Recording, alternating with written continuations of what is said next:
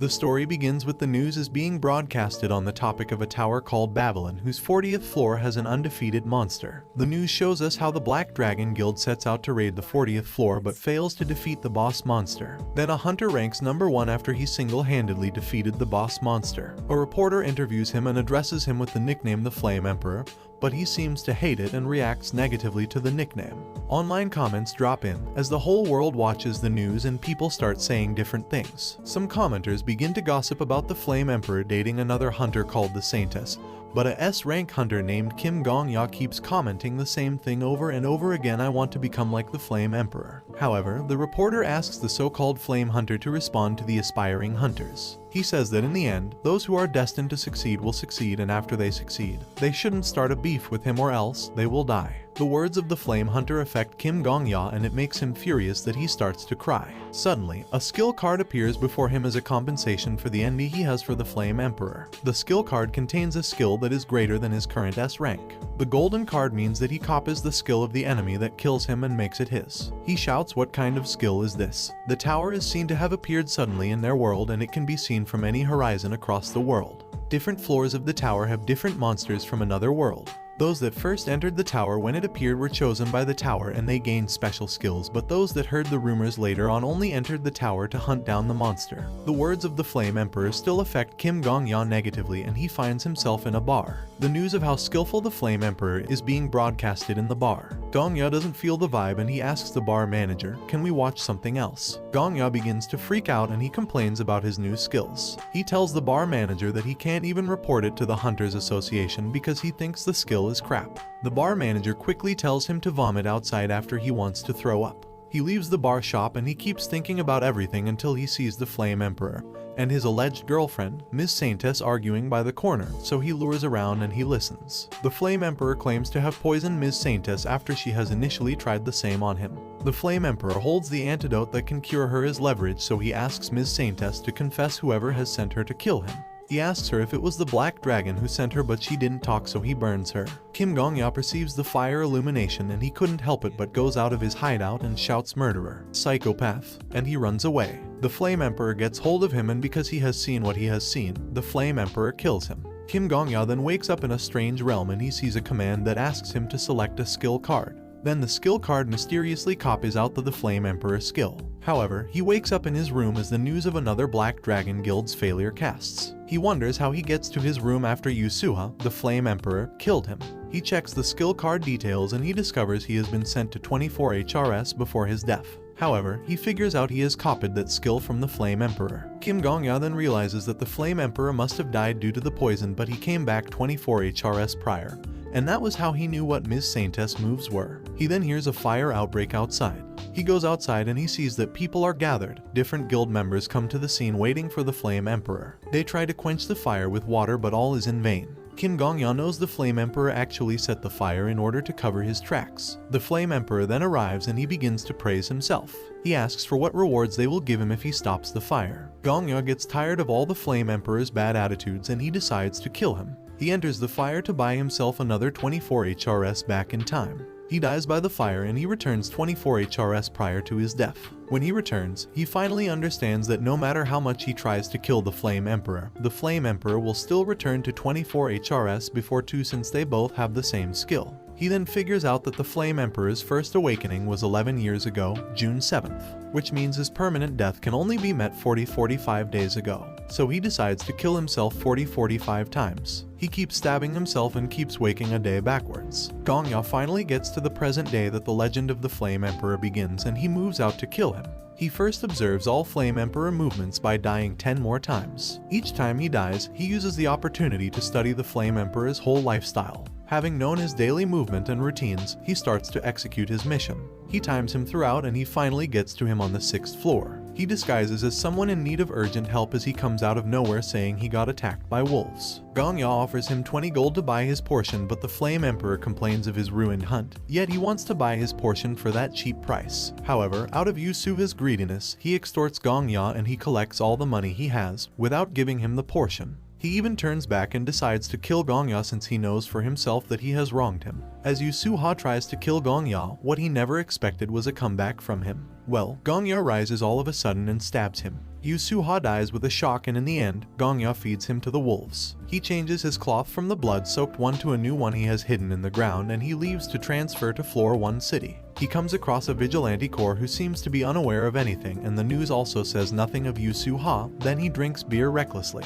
He is very happy that the terrible legend of the Flame Emperor is no more as he flaunts his new skills and credits. Suddenly an old man walks in, requesting vodka and sugar in warm milk. Gongya looks at the old man suspiciously. The old man is the rank 1 hunter in this era, and Gongya thinks of how skillful the old man is. He continues to plunder that dying in the hands of any hunter means he will be able to copy their skills, even the skills of the current rank 1. Still in the bar, the old man, also known as the Sword Saint Marcus Callenberry, starts to talk to himself, and somehow it feels like he's referring to Gongya. Following that weird moment, Gongya gets terrible anon messages on his phone about the Sword Saint. In these messages, Gongya learns of a word that should never be spoken to the Sword Saint. To buttress the message, a short story is being narrated on how the Sword Saint reacts to a group of hunters on the Floor 9 hunting grounds, where he strikes them after they made mention of his grandchildren in a mockery way. An advisory message which says if you don't want to die, don't talk about his grandchildren in front of Sword Saint pops in. All the messages are nothing but a big surprise to Gongya. Sword Saint King bores everyone in the bar with his attitude. He later leaves the bar and Gongya follows him. Gongya keeps wondering the kind of awesome skill the Sword Saint will have if Yusuha has such an amazing X-rank returning skill. He follows him, but the Sword Saint already knows he's behind me. When they get to the bush where nobody can see what is happening, the Sword King turns to him suddenly. Plot twists, Gongya asks for his favor and he begins to say words Gongya doesn't understand. He finally accuses him of murder after he claims to have seen the number of kills on his head. Gongya begins to think about Yusuha as his only kill, but turns out Gongya has actually killed 4091 people, the Flame Emperor and himself 4090 times. This is the number of kills the Sword Saint can see. This terrifies the Sword King and he attacks him. The Sword King sways his sword and Gongya dodges it. He trips and falls to the ground as the Sword King further talks to himself. Gongya begins to think that the Sword Saint is sharing his information with other people, and that will make him very notorious, and everybody will come after him and they will hang him eventually. Gongya figures he has to die to copy the Sword Saint's skills. Then he says words that pisses Sword King the most in his life to him. He speaks ill of Sword Saint grandkids. The Sword King beheads him immediately. Gongya dies and he goes back to the realm of skill acquisition, where he will pick one of the skills of the Sword Saint with the golden card, just as he did with the Flame Emperor. He then begins to have difficulty in selecting a card because there is no golden card, just silver and bronze cards. He finally picks a card and he beseeches the card to give him the skill behind the Sword Saint's success. Sword Saint's skill is then being copied and he returns back to life. He learns that he doesn't have the main Sword Saint skill, but he has an A+ passive skill. He opens the skill card afterwards. He suddenly hears someone talking beside him on the same bed and he doesn't know what is happening. Gongya hears the words of this strange guy as he talks about Gramps to go and train if he wants to train. He replies to this strange guy, and when he looks at Gongya, it shocks him too because he used to be with the Sword Saint. He asks Gongya if he can see him and he says he can. This strange guy is actually a ghost but can only be seen by whoever has him as his skill. Gongya eventually discovers he copied the Sword Saint's skills of having a ghost around him which only him can see and talk to. That explains why the Sword Saint has been talking to himself all these while. Ghost then screams, "Return me back to the Gramps right now." The ghost starts to freak out that he is in the company of a kid who even talks anyhow to him. He starts to blame the Sword Saint for not being responsible enough until a random kid clones him to himself. Gongya talks about the Sword Saint seeing the kill count of his head and the ghost disbelieves him instantly. "How can an amateur like you kill that much?" the ghost asks. Gongya explains how he earned that number of kills and how ends up in the current era and his will to die by the Sword Saint's hands so he can copy his powers to become the #1 hunter. The ghost hears him out and ends the conversation by asking Gongya to let him see him hunt some monsters. They go to the hunting ground and Gongya begins to kill monsters. The ghost finds out Gongya doesn't have any remarkable hunter's talent, but his no fear for death makes him spectacular. Ghost exclaims that the Sword Saint also has another version of him on his side. He would like to see who gets better between Gongya and Sword Saint. Ghost begins to like him and he claims to help him get better than anyone else, and he wants Gongya to take over the tower. The ghost shouts at Gongya to wake up and he requests for 5 minutes. The ghost insists that he rise up from bed, and when he manages to rise up, he discovers it's still 4 AM in the morning. They begin to quarrel and the ghost calls him zombie ass mother since he just doesn't die. However, they go out and they discuss as they walk. The ghost criticizes Gongya for lacking talents and he somehow makes a gesture of him. Later, they go to Give and Take, a monopoly on the tower's economy owned by the rank 3 hunter called Countess. Her cheat skill makes it possible for users to trade with the outside world. Gongya speaks to the attendant who wears a cat ear cap. He requests for his lottery winnings. The attendant gets shocked when she collects Gongya's identification slip and she sees 53G. She goes to call the manager straight away. The manager comes and tells Gongya to follow him to the upper floor, and when they get there, he shows him his 53-0 gold. He however gives him a choice to either take the money or save, so he decides to save it. He then decides to buy Sang Ryan's honorary guild member title. Gongya doesn't belong to any guild on the tower yet, so he decides to join one because he figures out that the Flame Emperor rejected every guild, thereby making enemies of large guilds, and they eventually tried to poison him. He also asks the manager to get him a better apartment. He finally asks the manager to conceal his identity if any news outlet asks who the first place winner was. Gongya gets everything at Give and Take under control, and that impresses the ghost. Gongya and the ghost walk along the city, and the ghost advises him to either read scrolls of martial arts or get portions to boost his physical abilities. The ghost then recommends that he get the portion instead, and he suggests a store they can get it, so they head there. The Sword Saint passes by and Gongya quickly hides behind a trash can. The Sword Saint enters the same shop they want to get the portions. Since the Sword Saint is around, it becomes suicidal for Gongya to enter the shop, so he figures out another shop and they head there. As they go through the slum, the people around see Gongya talk to himself and they think he is crazy. When they get to the shop, they witness how the alchemist is being blamed for owing for long and all her instruments and portions are being taken away. The alchemist pleads with them, but they turn deaf ears on her. The alchemists stand in the middle of the road helpless. She tries to get people to buy her portions, but they complain about how expensive her portions are. Gongya then goes to her and he tells her he wants to place an expensive order. The alchemist gets the biggest shock of her life when Gongya mentions 20k for the portion he wants to order. The pharmacist invites Gongya into her shabby shop and he asks him to place his order. As they speak about the price, the pharmacist makes it clear she won't take the order if it's drugs. Gongya reassures her it's not drugs and they continue to talk about the order. The ghost whispers the ingredient for the portion to Gongya after the pharmacist asks him for it. He tells the pharmacist simultaneously as the ghost tells him. However, the ghost still doesn't think the pharmacist is competent, but as soon as she explains how to mix the ingredients, the ghost starts to feel her. Gongya and the ghost then leave her shop and they discuss her expertise. Gongya spills out that he actually did all that because she becomes the head honcho of the alchemy castle 10 years later. After 4 days, the pharmacist delivers the portion to Gongya. Out of curiosity, she asks Gongya why he patronizes her despite her falling status and reputation. Gongya thinks of what the pharmacist becomes in the future and the way she smartly despises the Flame Emperor. He replies to her and says he only orders from her because she is a kind woman and he wants her to succeed.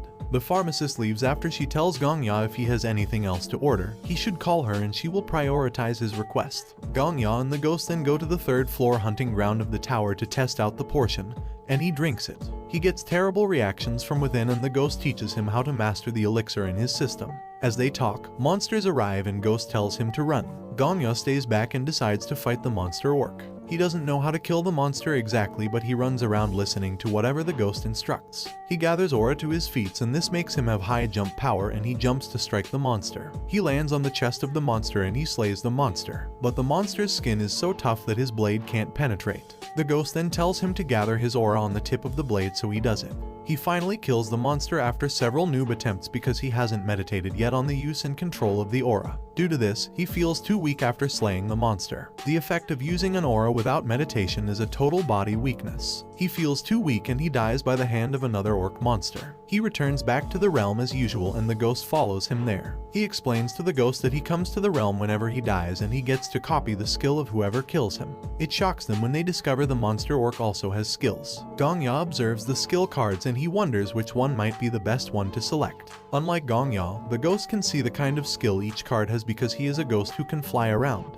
Gongya happily asks him to read the skills to him so that he can select the best one. Made easy, the ghost reads the skills and Gong finally makes his selection. He copies the TCH weak skill, a skill that can be used to trick an orc monster to become vulnerable. After the selection, he wakes back up in his house 24 HRS prior, and he decides to go back to the hunting ground. Gongya does everything as he wishes and that really worries Ghost. Ghost decides to train him to master the aura for 6 months, but Gongya turns it down and heads to the 3rd floor to kill some monster orc. He uses the TCH weak skill to trick the monster, and the moment the monster becomes vulnerable, he strikes him down. The ghost complains about that cheat and they set to enter the 4th floor. A week later, they get to the 5th floor and Gongya kills the Goblin King with the Gorak skill. It appears Goblin King is the strongest enemy Gongya will kill that week. After killing the Goblin King, Gongya levels up and his skill slot expands. He becomes an E-rank hunter right away. The ghost then starts to lecture him about the shape of aura he will possess by what effects show up when he levels up.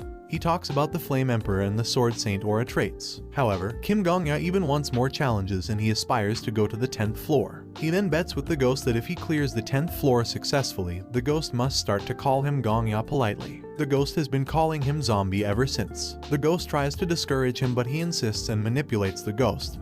People stare at him as he talks to Ghost and they conclude he's insane. When he gets to the entrance of the 10th floor with the unseen ghost, the guard denies his access. The guard complains of the failure of the strong Black Dragon Guild Master and its members. He refuses to see any possibility of a low-level hunter hunting solo. He even calls the mission suicide. Gongya then fabricates lies and he tells the guard that he recently lost his lover and the alchemist even told him he has an incurable illness and he would die soon. He pleads with the guard to allow him to enter anyway and die honorably as a hunter since his life will come to an end soon. He butters the bread of lies by even giving the guard some money and he gains entrance. The guard eventually lets him enter and he goes into a building for the 10th floor challenge where many fire-emitting dolls await him with a hide-and-seek game invitation. This chapter takes us back to the news about Black Dragon Guild 30th time failure being broadcasted and the Black Dragon claims they had bad luck.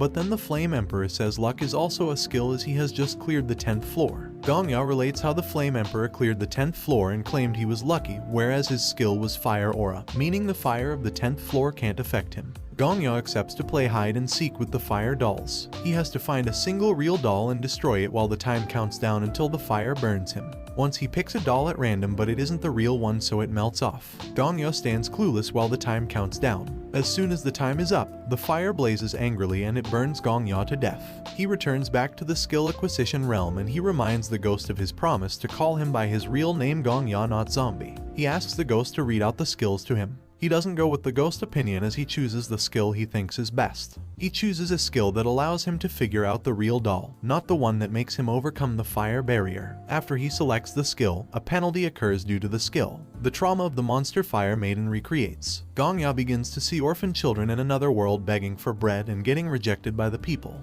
Then comes a man who seems nice and decides to take this particular orphan away to safety. He takes the little girl to a house and he cages her. Turns out the man is actually a bad man and he claims the innocent orphans are plagues to their society and they should be eradicated. They sacrifice these young orphans and kill them. The ghost also joins Gongya in experiencing this bitter trauma. However, the ghost doesn't feel as bad as Gongya feels. Suddenly, still in the trauma experience, the house the orphans are being kept goes on fire, and the evil workers begin to run, leaving the caged orphans behind. Gongya witnesses every last evil that was done to these orphans and the trauma ends. When he wakes back up 24 hours prior as usual, he becomes very moody, and the ghost says words that even make things worse for him. As they approach the 10th floor, Gongya says he'd rather save the doll than destroy it. The ghost starts to freak out because saving the doll is clearly not the way of clearing the 10th floor. However, Gongya figures out that the only way to clear the floor is to play with the dolls because that is actually what they want. He plays the hide and seek game with them and in the end, he finds the real doll and he successfully clears the 10th floor. Gongya feels moody and somehow depressed after clearing the 10th floor about how wicked the world is. The ghost begins to praise him afterwards and then suddenly, fireworks shoot up in the sky.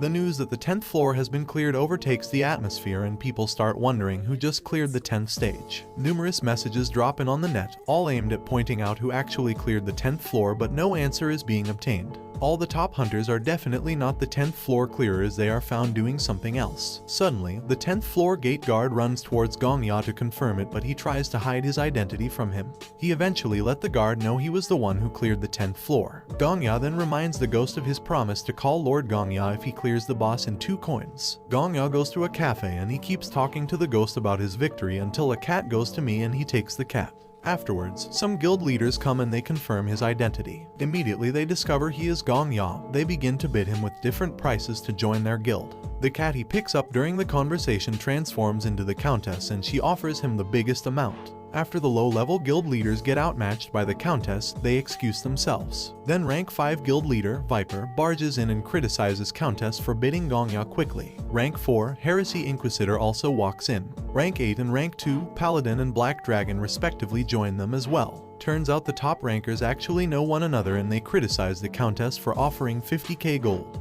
As they rant, Heresy Inquisitor suggests that they should all order coffee first before they settle the matter. They all place their orders and they sit round a table to discuss. They first talk about how skillful Gongya is to have solo cleared the 10th floor. Black Dragon then asks Gongya to join a guild afterwards. Black Dragon explains the importance of becoming part of a guild to Gongya. She continues that the outside world needs hope about the tower by learning about the leading guild and its achievements. Also, to make the tower adventurous, he has to join a guild. They explain why they need his identity open to the outside world so that it can restore hope for the first floor hunters and also creates an avenue for the world generally. Gongya then decides to join one of them by playing a card game with all of them. Whoever wins gets to have him in their guild. They all consider Gongya's decision to be fair and they accept to play with him. He plots with the ghost to peep on their cards eventfully. The ghost agrees without hesitation since Gongya assures him of no more calling him Gongya. The ghost goes behind all the top rankers and exposes what they plan to play to Gongya, and he effortlessly wins them in all the rounds they play. Some of the top rankers begin to lose their minds. As they play and lose to Gongya, they get fed up and they leave the table one after the other. Viper accuses him of cheating after he won over 30 rounds they played.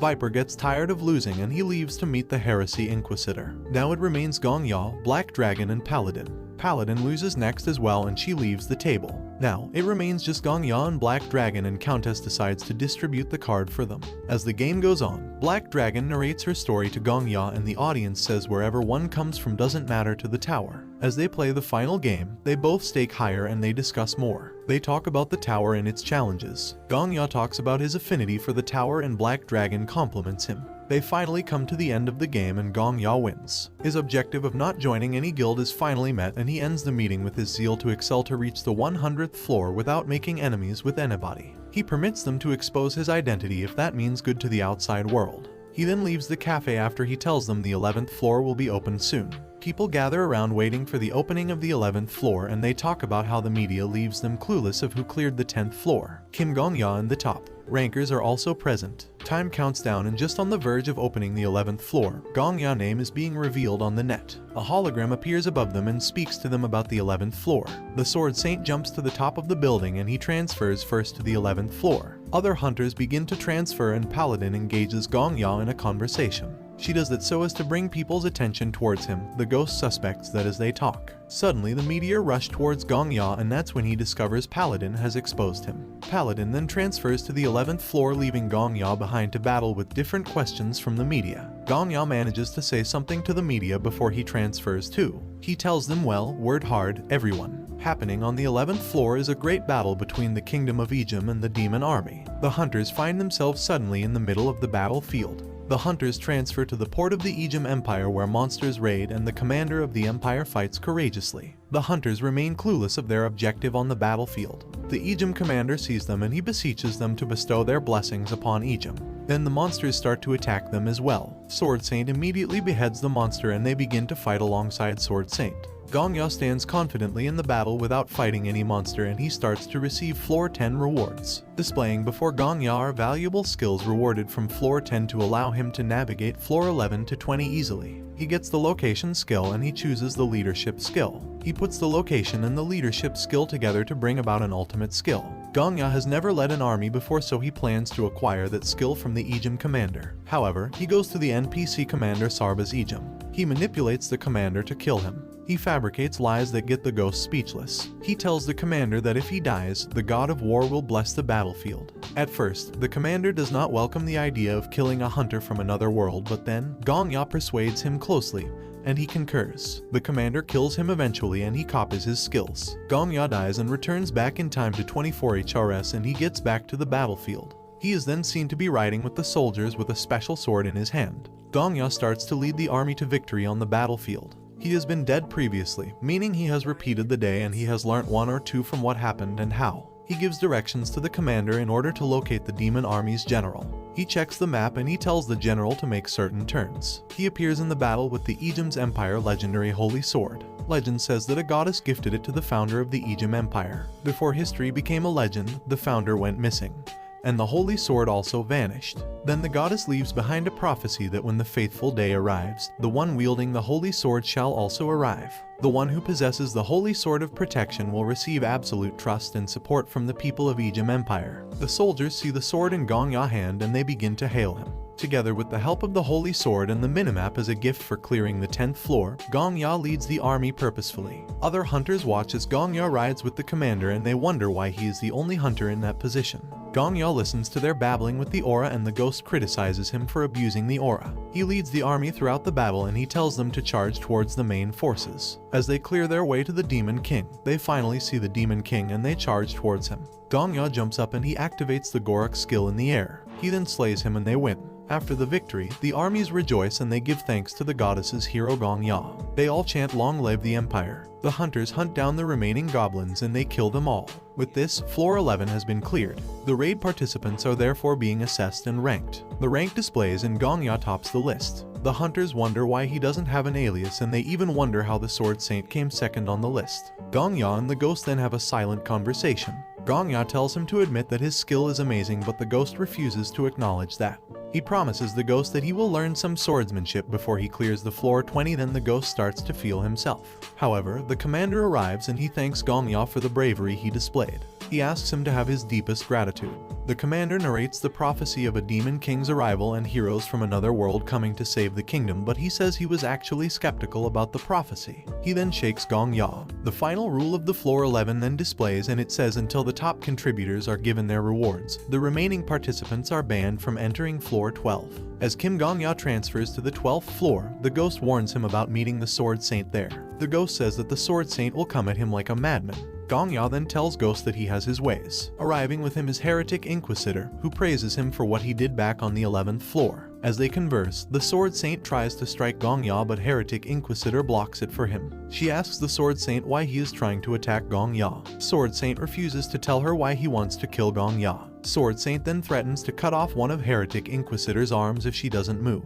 The moment she hears that from the Sword Saint, she uses her skill to teleport Viper and Paladin to the scene. They jump at the Sword Saint, but he defends himself. Viper had to wonder what the old Sword Saint eats to keep him that strong. Viper starts to lose focus and Paladin cautions him to focus on the fight in front of him. Heretic Inquisitor then asks Countess to give her 20k gold. Countess eventually gives her and she does her holy techniques on the gold. She brings about the Celestial Clan Master and they all face Sword Saint. Black Dragon also joins them because Gongya has previously had an agreement with the 5 guilds. Black Dragon says if the Sword Saint must kill Gongya, then he has to first go through all of them. At that moment, Gongya communicates with Ghost with his mind and he reminds him of the words he said on floor 11. There are 2 ways to fight against a strong opponent. One is to have enough raw power to crush an army by yourself and the other is to raise an army yourself. He reminds the Ghost because right now, the 5 guilds are the army he has raised should in case the Sword Saint tries to kill him. Gongya then talks to the Sword Saint in a polite way as if he is completely innocent. Deep inside of Gongya, he knows the Sword Saint can actually see the kill count on his head. The Sword Saint maintains his ground and wants to kill Gongya. He shares why he has been hunting alone in the tower because he wants to show people that one could stand on top by himself. He says one can become the greatest here with just a single sword. He says they can survive with just talent and effort. The Sword Saint then blames them and his words really hurt the Black Dragon. Viper accuses the Sword Saint of not supporting them and that led to the death of some hunters. They start to howl abuses on Sword Saint. He tells them to shut up. If they want to fight, they should fight with swords, not mouth. Gongya then intervenes and starts to settle the dispute. He admonishes them to come together rather than fight. Black Dragon tells him the issue has nothing to do with him, but he insists, and he continues to urge them to come together and focus on clearing the 12th floor. Paladin then comes up with her lie detection skill and she claims to put an end to whatever is making the Sword Saint want to kill Gongya. She first makes sure the Sword Saint agrees to the lie detection tryout. She assures them she will guarantee the validity of their statements. The Sword Saint puts his faith in Paladin because he knows the Paladin is the only one to have never harmed any human being. Paladin starts the lie detection and tells the Sword Saint to ask questions. The Sword Saint then asks, is it true you've murdered over 4,000 people? Then Gongya replies yes, but because in the actual sense, Gongya has only murdered one person, the Flame Emperor. Paladin gets a wrong answer and the Sword Saint accusation becomes nullified. The Sword Saint starts to freak out that Gongya is lying. However, Gongya starts to explain the reason why he had to kill the Flame Emperor because he was a bad person. He continues that the Flame Emperor actually tried to kill him. They reason with Gongya and they end up finding nothing bad in what he did. Afterwards, Sword Saint also calms down and Gongya requests an apology from him. They all perceive the Sword Saint to be in the wrong and they ask him to apologize to Gongya. The Sword Saint eventually bows before Gongya and he apologizes. He blames himself for killing anyone he perceives as a murderer without finding out what the person actually is. He says he will stop that act of killing according to his belief. He then promises to do whatever Gongya wishes, so Gongya asks him to teach him sword fighting and to accept a duel request whenever he asks. Paladin confirms everything the Sword Saint has said to be true. Heretic Inquisitor cherishes the moment and she says a true apology is a holy miracle. Boom, Countess interferes and she says, does that mean my 20k gold was wasted for nothing? The Sword Saint shakes Gongya vigorously and he promises to even look after him henceforth. The Sword Saint says he knows a highly skilled tailor so that Gongya can have a good outfit. Out of submission to Gongya, the Sword Saint even tells him he will link him up with his granddaughter. He tells them he has a granddaughter outside the tower and if she ever makes it to the T-Tower, he will sell her to Gongya's charms. Gongya obviously isn't a womanizer, so he turns down the proposal and Sword Saint begins to freak out. After the theme of floor 11 to 20 appears to be role-playing, 2 rewards appear. Gongya is then left to choose between the goddess and the demon rewards. The goddess reward contains rewards of becoming the Empire's Chancellor and he gets the abilities and status deserving of the position. The demon reward on the other hand contains rewards similar to the goddess rewards, but he gets one additional gift of getting transferred directly to the 99th floor after he kills the top 10 heroes. The hunters see Gongya staring into the air as he ponders on what is before him. The selection begins and the first ranker on the list gets to select first and then others can make their selections. Gongya prefers to select none because he figures out that it will be better for him to select none and see who would select the demon reward and kill them. After the demon reward selector kills them, Gongya knows he gets the chance to return back. This surprises all of them. The selection then goes down the list and each and every one of them selects between the goddess and demon reward. It reaches the Sword Saint's turn to select and after he sees the 2 rewards, he finally understands why Gongya decides to select none of the rewards. However, the Sword Saint ends up selecting the goddess reward and he picks Ejim Empire's head knight. It reaches the Heretic Inquisitor's turn and she decides to display the rewards for the rest to see. So they are able to see the rewards and they finally understand why Gongya doesn't pick any rewards. The Heretic Inquisitor then picks the goddess rewards as well and she picks the Empire's Great General. Viper chooses the head royal bodyguard and Paladin chooses the Minister of Foreign Affairs. The Black Dragon picks the role of Chancellor and Countess chooses the Minister of Finance. As they select, they advise themselves not to select the demon reward because whoever selects it would be at a disadvantage. After they all finish selecting, the result comes and it appears someone actually selects the demon reward. Paladin is then called to interrogate everyone with the lie detection. The Black Dragon claims to kill whoever has picked the demon reward. Rather than finding the traitor with lie detection, Paladin asks them all to confess first. They didn't suspect Gongya because he didn't even pick any reward in the first place. However, Paladin still asks him and he says no. They all testify to choosing the goddess reward. Then who is the traitor? They all start to panic. Paladin tells them that the traitor might have a skill that hides their lies. Sword Saint then says it might also be Paladin herself. They start to talk about the bond the 5 guilds have over the years, that it's not now that someone will break it. After they establish that a strong bond exists between the top 5 guilds for good 10 years, Heretic Inquisitor and Viper then kill the last 3 rankers with her special skill. Turns out the traitor isn't among the 3 they just killed and this makes the Sword Saint really angry and he attacks the Heretic Inquisitor. He cuts her hand and Viper begins to fight him. The Sword Saint is too strong for Viper, then he cries out for help. The other guild masters then begin to fight the Sword Saint. Heretic Inquisitor peels a portion on a cutout arm. Paladin sees the chaos and she quickly asks Gongya to stop the Sword Saint. Gongya gains the privilege to settle the dispute after Paladin and trusts him because he didn't even make any selection, so he's clear of being the traitor. He ponders on what he has become now that the vice captain gives him full authority over the situation. He then begs the Sword Saint to stop the fight. He tells him that he will meet his granddaughter whenever she comes into the tower. The Sword Saint stops to fight them, but he says since they've crossed swords, they will die by his hands anytime from now. He says it won't be too late to kill them after they've uncovered the traitor. However, the fight stops and they try to focus on finding the traitor. Gongya suggests that if they break the Demon King's core, the reward automatically disappears and they no longer have to worry about the traitor. As Gongya guides them to focus them on their pursuit, the Demon King manifests. The soldiers on floor 12 start to freak out as the rain from their nightmares starts to fall. It's currently at war. Gongya stands and sees the Demon King from afar. Did you think you foolish plebeians could call over people from another world to use as your shields? The Demon Kings refers to the NPCs. The challenge seems to be very difficult for the guilds and they start to freak out.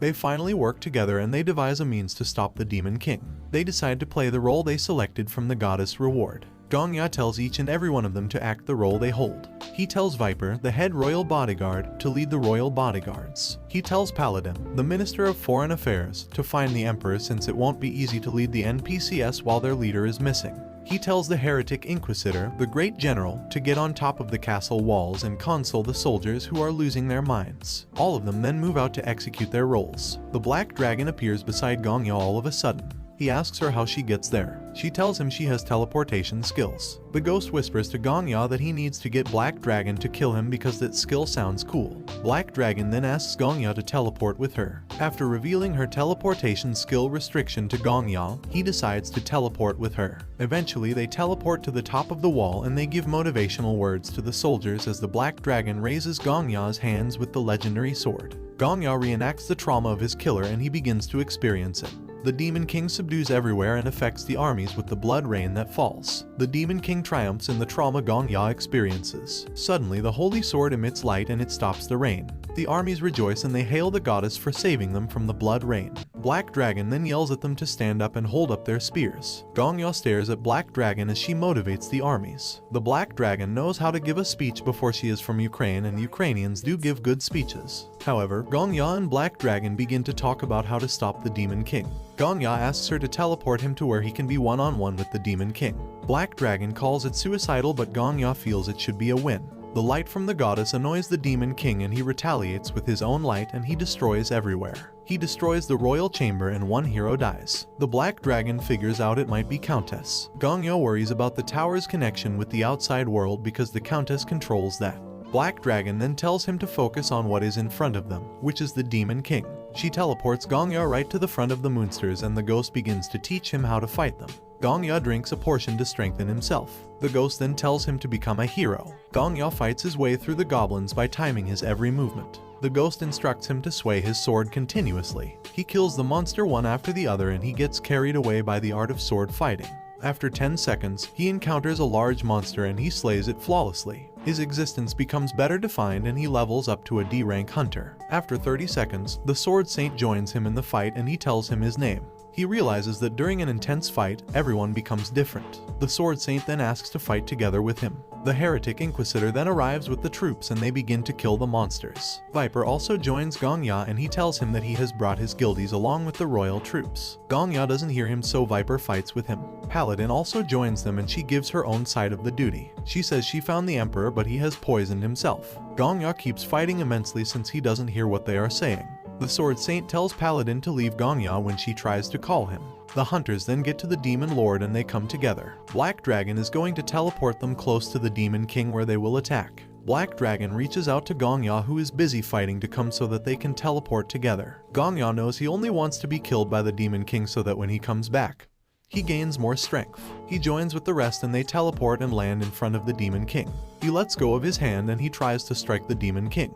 The Demon King asks, "Have you come to kill me?" And Gongya replies to him, "I came here to die to you fucker." He dies as he shows the Demon King his middle finger. He starts to copy the Demon King's skills. Gongya wonders why the tower gives an opportunity of skill copy to someone as worthless as him. The ghost checks the skills and he volunteers to read it out to Gongya. Gongya then tells him to read it. Gongya knows the tower is probably disappointed in the attitude demonstrated by the hunters. The ghost shares the first skill resentment pours like rain with him. He shares the next skill echoes of a crying heart. He also shares the next skill ghoul summoning with him. As he shares all the skills, Gongya thinks about the tower and the events. Gongya selects a skill eventually and he asks the ghost about the daily routine of the Sword Saint. The ghost agrees to let Gongya know the Sword Saint dinner schedule when he says he needs it for something. Gongya completes the skill selection and the copy begins. He faces the trauma penalty afterwards. "Are you leaving already?" Black Dragon asks Gongya. Gongya has gone back in time to floor 10. Floor 11 will be opening soon and Gongya looks tense. Black Dragon asks him what is wrong with him. What else will Gongya say? He lies yet again. He says he got a bit emotional thinking about how amazing people are here with him. He then tells the guild masters that the information he was given for clearing floor 10 allows him to know the situation on floor 11 and the quest. However, he asks for their favor in exchange for the information he has. They agree to give him the favor later whenever he asks for it. He then begins to explain the situation of floor 11 to them. After he finishes, he asks Paladin to go on a walk with him and she agrees. They walk towards the slum and the ghost hints to Gongya that the Sword Saint is following them, but he shouldn't look back. They finally get to the pharmacist's shop and they enter. The pharmacist is happy to see Gongya and she asks who Paladin is. Gongya tells her about Paladin and she bows down immediately and she starts to beg. She claims not to sell drugs. However, Gongya tells the pharmacist that Paladin is not here to inspect her, but he rather brings her as a customer. This makes the pharmacist really happy, and right there, Sword Saint enters the shop and he requests for private chat with Gongya. And that's how the first part of this manga ends. Well guys, if you like this video and you want a second part, comment below with the word hunter. Also subscribe to the channel, hit the bell and like the video. But most important, leave a comment. Until the next video.